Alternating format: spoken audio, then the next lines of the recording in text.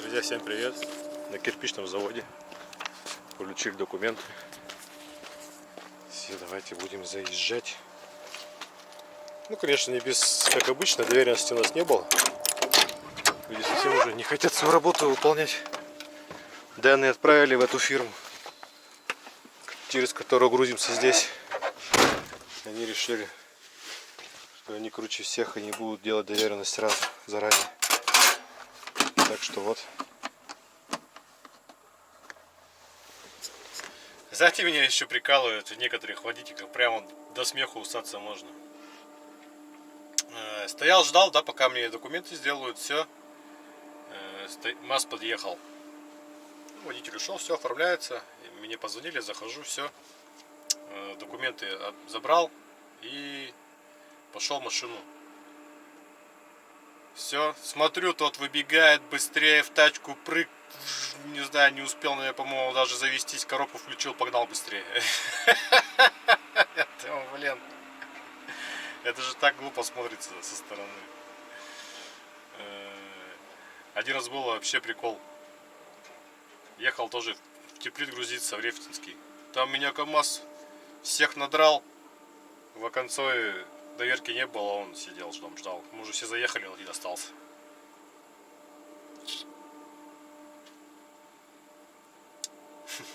Вот этот мозаик. Быстрее рванул. Все.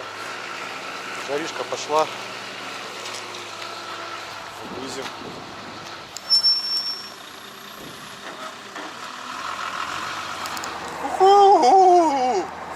Наконец ворвались. 16:23. Сейчас едем домой, дома ночуем. И завтра, как выспаться, так и поедем. Я уже клиенту позвонил. Он говорит, что тебе, во сколько ждать? Я говорю, не раньше обеда. Я говорю, потому что через фирму, через которую вы заказывали, профукала доверенность, не отправила вовремя, 2 часа потерял. Он им сказал, что они нехорошие люди. Вот, все. Сейчас мы заезжаем, заправляем с одного полного бака. Потому что нам ехать 700 километров. Вот. И потом еще обратно 330 где-то километров домой. Так что туда-обратно косарь с небольшим получится. Все, хорошие нам дороги с Мазаем. Чтоб мы проехали эти 1000 с лишним километров без сучка и задоринки. Здесь прям такой масляный райончик. Промойл, Лукойл, и прям едешь и пахнет всем вот этими ГСМ. Вот. Так, посмотришь на это все и думаешь, капец. А потом это все превратится в красивую, хорошую дорогу. А так даже смотришь на эти кучи земли и представить себе не можешь, что скоро здесь будет такой же автобан, который сюда из Перми выезжает. И тогда будет вообще красота просто на Перми ездить. Я помню, в свое время вообще дороги не было, только переезжаешь, только границу Свердловской области, теперь все, дорога кончается, начинается гравий. А сейчас вполне себе хорошая дорога до Перми. И автобана не было этого, там был перед самой Пермью уже кусочек, а дальше не было. Все это прям, может, как на глазах строилось.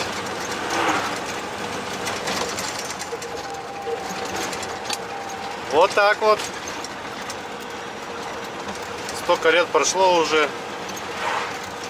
а все помнится. Какие были дороги, куда ездил. То же самое, когда я начинал летом ездить на север. Забыл, как Сургут, вот. Там Тобольский тракт делался за Тюменью. За Тюмень, когда переезжаешь на Сургут, тоже все прям, грубо говоря, на моих глазах построилась хорошую ровную дорогу. Но там вообще быстро махом сделали. Каждый раз, когда приезжаешь, появляется что-то новое, потом, допустим, неделю туда не ездишь, 2 едешь обратно, там уже больше кусок дороги сделан. И уже под конец, когда я уже ездил, там практически весь Тобольский тракт уже был сделан. Я не помню именно докуда он был сделан, но тем не менее было вообще просто красота ездить. Все, люди поехали в Пермь, кто-то с работы, кто-то на даче. Сейчас так и будет. Лето приходит, пробки появляются, вылазят дачники, студенты, которые зимой не рискнули садиться за руль в снег.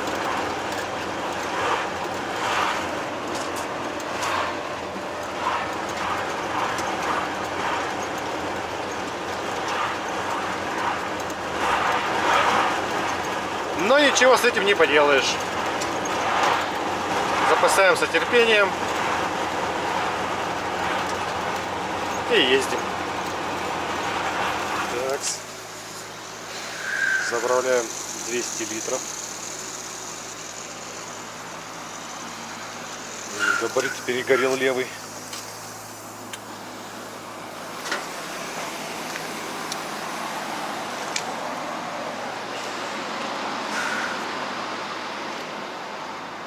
У нас так не диодный поставить. Когда диодные туманки куплю, будет красота. Так, соточка уже есть.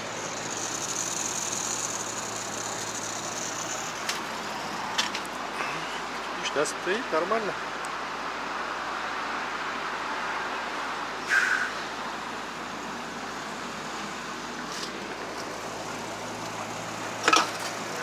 Вот это, конечно, мощно, мощно.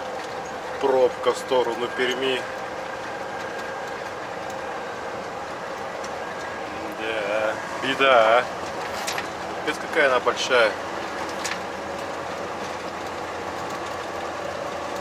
Хотя получаю то, что тут идет 2 ряда. И потом первый раз направо уходишь, а прямо идешь в Пермь. И все, кто в правом ряду едет, не все, некоторые не на Перуральску ходят, а начинают вклиниваться налево. Вот такая пробка собирается, конечно, просто трындец. Время 9:30, уже все, на финишной прямой, может стать к дому. На Московский тракт уже все выскочили.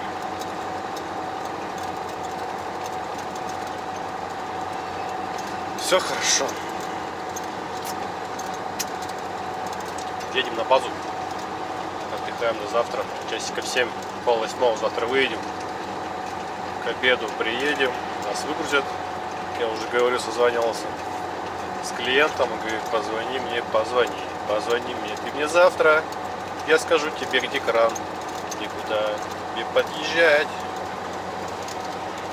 Я сказал ему, хорошо, наберу тебя я завтра. Только будет очень рано, я попозже позвоню. Туру-ту-туру-ту.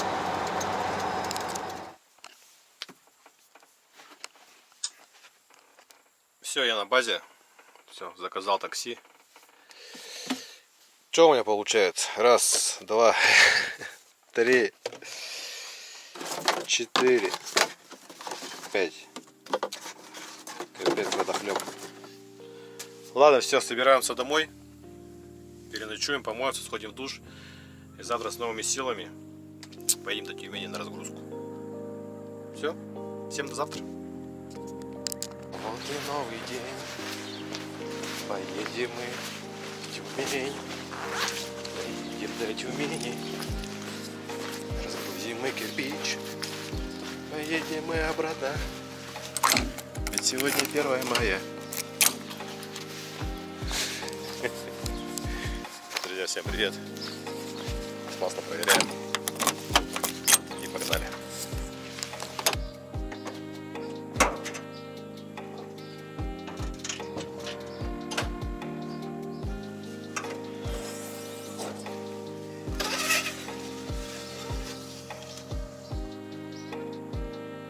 Отлично.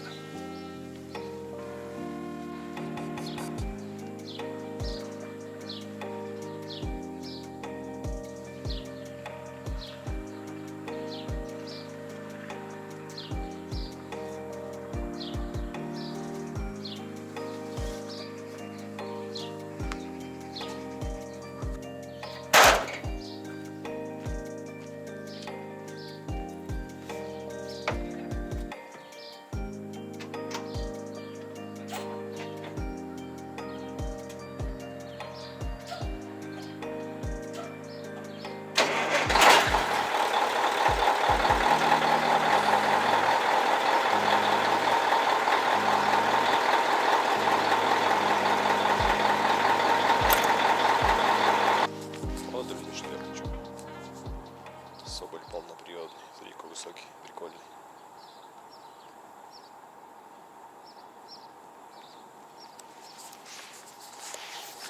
Это вот как раз для моего дела, которое мы с вами задумывали. Вот. Копить, копить и копить еще на него очень долго. Ничего, думаю, все равно накопим. Так что ладно. Качаем воздух, как погнали.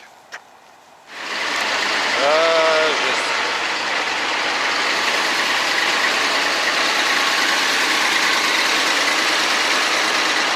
Вообще ничего не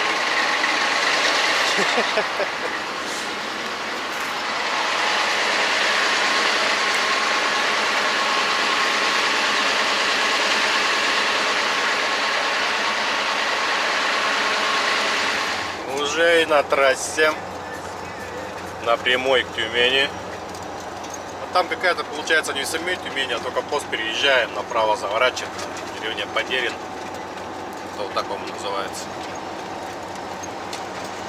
Конечно, жопа квадратная от этих сидений, честно скажу. Повторюсь точнее, что в Мазде самое больное это сиденье.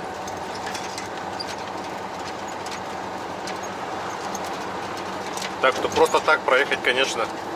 И как вот у меня разрыв, да, получился? 360 проехал. 380, грубо говоря. Ночь поспал. Сейчас у меня еще получается 320. Плюс обратно 320. Вот так вот жопа путь квадратная. Уже и так посидишь, и так посидишь, и так, и вот так, и по-всякому. Точнее, еще раз повторюсь. Для дальнобоя МАЗ не очень, в плане комфорта. КамАЗ 5490 лучше. Я помню, когда я только сел на него, проехал 1000 километров, когда поехал я до Сургута. У меня вообще ни спина, ни жопа вообще ничего не болела. То есть я прям так четко так доехал, вообще так все хорошо, комфортно было. Ну и, говорится, на протяжении 8 месяцев, которые я на нем работал, не было в нем никакого дискомфорта. Ну ничего не поделаешь, едем в Тюмень, выгружаемся обратно. Все будут отдыхать, а мы будем работать. С праздника, конечно, я вас не поздравляю, потому что это видео вы уже увидите после праздника. Поздравил я вас в сообществе. Как-то так. Все, хорошей нам дороги. Заправляться там не надо. Надо будет, наверное, просто на обратном пути залиться. Соточку еще залить. Ну, в принципе, все. Ну вот они, друзья, начались ремонты. Как я и говорил тогда, когда еще на КамАЗе ездил, здесь начинали подготовку к ремонту мостов. Вот так сейчас все и происходит.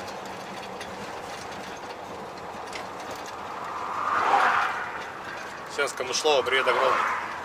И из Богдановича тоже.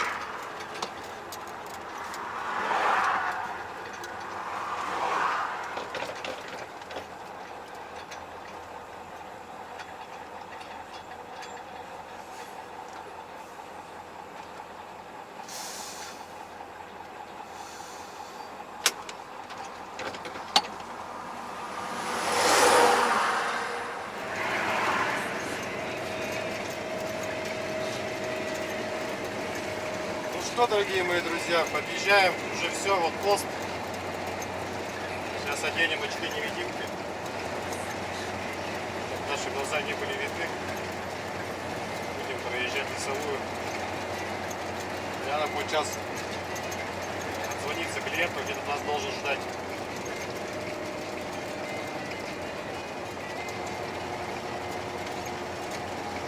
Заказчик где-то нас ждет, сказал. Я вас встречу и вместе уже поедем.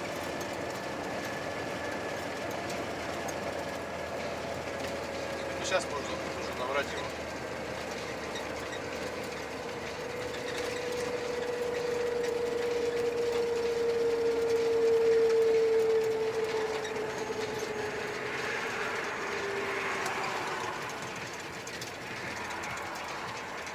Алло, ну я вот пост пересекаю.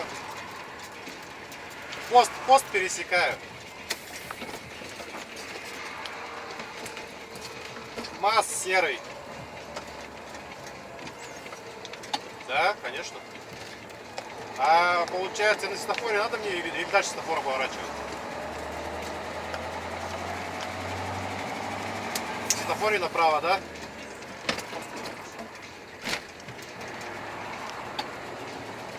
Все, понял, все, я пост проехал, сейчас буду поворачивать.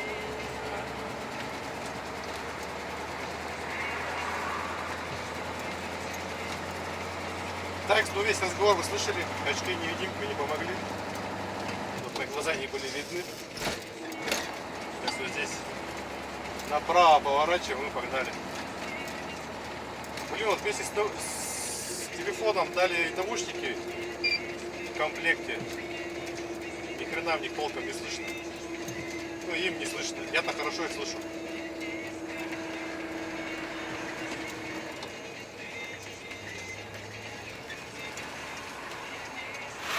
Все, разгрузка пошла полным ходом.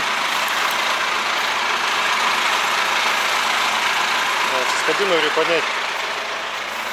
Как-то слишком много масла бежит. Тут что опять погнало.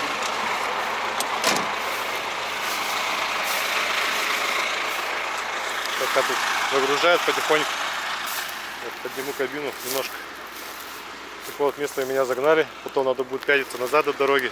Я говорю, лучше надо было сюда задом заехать. Он говорит, туда привозили, говорит, так лучше. Я говорю, там просто вот такие вот вывороты, проще сюда заехать.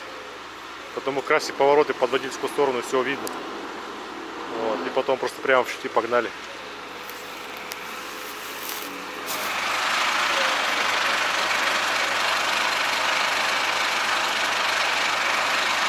Так, единственное, надо прокладку будет поменять. И гайку поставить. Снизу там гайки нет. Тут под цилиндра масла гонит. С этой стороны тоже. Первого.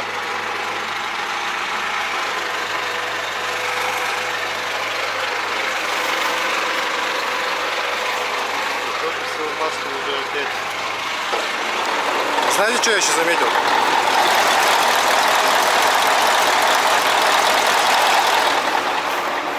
И как с правой стороны стучит.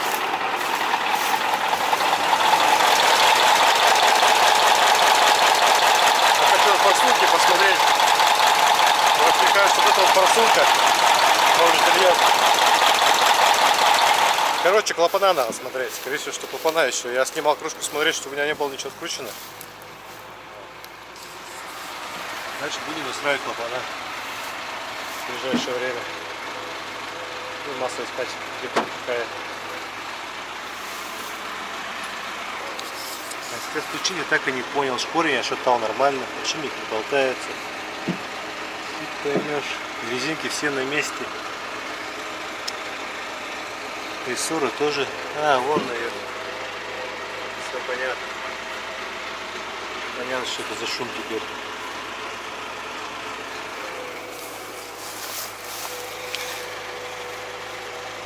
Вот так вот и выезжаем.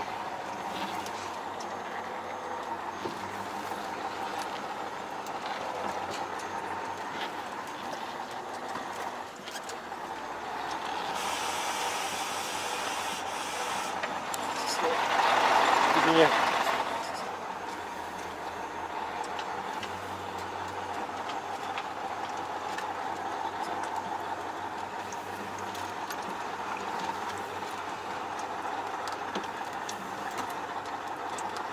И понятно, что это были за звуки, почему они так хорошо на кабину отдавались.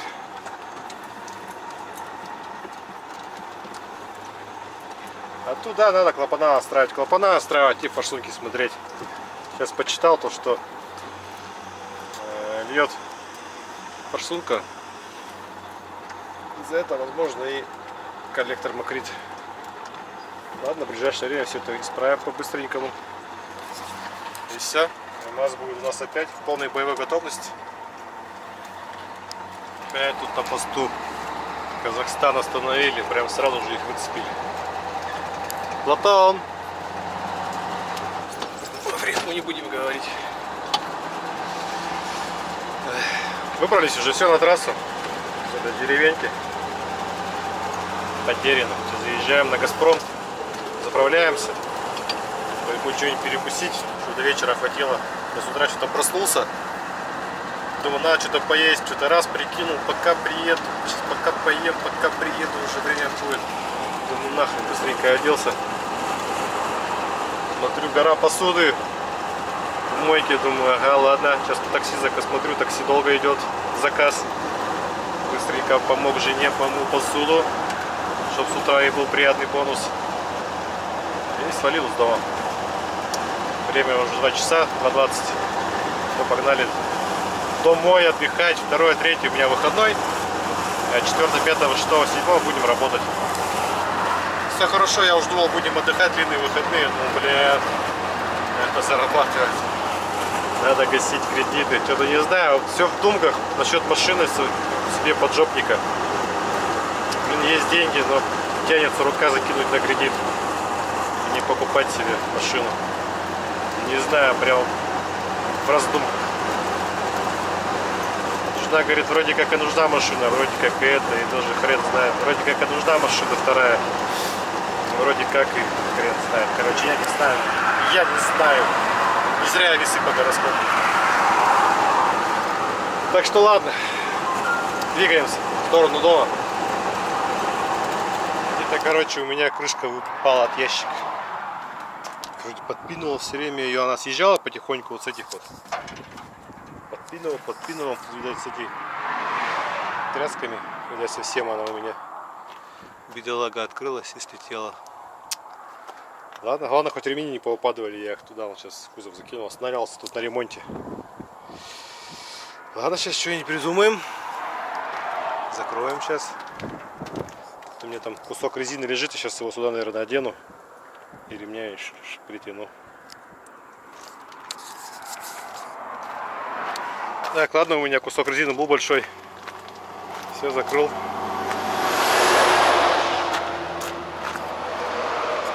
Все, никуда не денутся. Сейчас там ремень в прицеп привяжу и поехали дальше.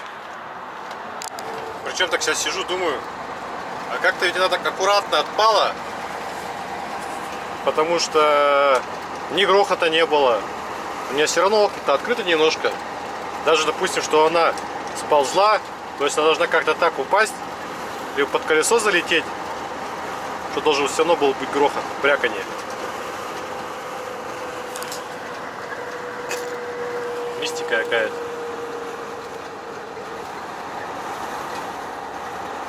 Да.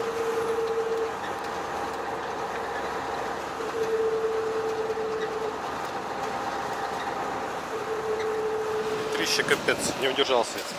Захотел френч-доп. Можно один раз расслабиться. Пока никто не видит. Все.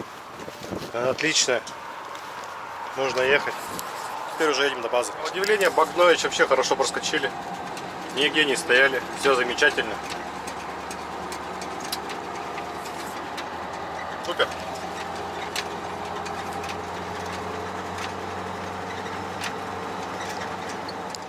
Наконец-то я добрался. Время 9 час. Так поздно добрался, потому что не доехал я до заправки 5 километров, обсох. Но я вспомнил, что у МАЗа не достает где-то вот так. Да, даже где-то вот так не достает до конца бака. Раскрутился. Я не стал это снимать. Вон, руки все грязные, черные. Раскрутил, достал заборник, надел шланги, вставил. Буквально в горку начал забираться. И все. И обсох. И все, и больше не стала забирать солярка. Но тем не менее доехал, заправился. Все. Посмотрел, что бак у меня чистый, никаких грязи, никаких примесей, никакого мусора, никого нет. Это в принципе радует, но не зря же через сетку все заправляется. Так что вот сетку никогда не вынимаю. У меня были МАЗы, никогда сетку не вынимал. В общем, как-то вот так. Все. Всем спасибо за просмотр, всем хорошего настроения, огромнейшей удачи и пока.